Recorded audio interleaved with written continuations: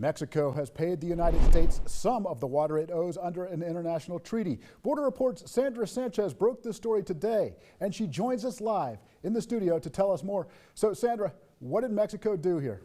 Good afternoon, Frank. Mexico paid almost 57,000 acre-feet of water into Amistad Reservoir. That's near Del Rio. The International Boundary and Water Commission today told me this transfer occurred on April 30th, but the data was just released, and it should help some South Texas farmers, communities, and ranchers who need the water, especially the citrus industry. The Texas Commission on Environmental Quality confirmed the amount, but it's just a small portion of the 1.1 million acre-feet that Mexico is supposed to pay South Texas by October, according to the 1944 International Treaty. At the end of April, Mexican President Claudia Sheinbaum promised to start making payments to the U.S. This came after President Donald Trump withheld some U.S. payments of water from the Colorado River out west to Tijuana, Mexico.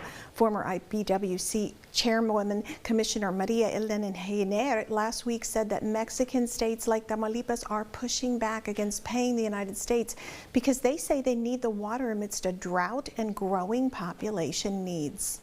Water is owned by the federal government, yet they really don't have good control of their reservoirs. The states are becoming much more active in opposing any water deliveries coming to the region.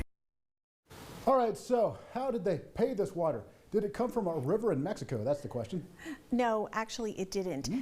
It was on paper. The payment was much like a bank transaction. They transferred money from the reservoir that used to be part of the Mexico's component, and they just transferred under the U.S. component. So just think of a bank account.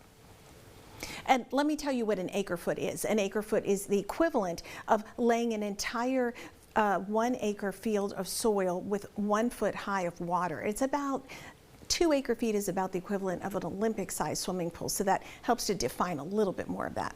That is indeed a lot of water. Will they make the payments in time, and what are the leaders saying? Yeah, it's doubtful.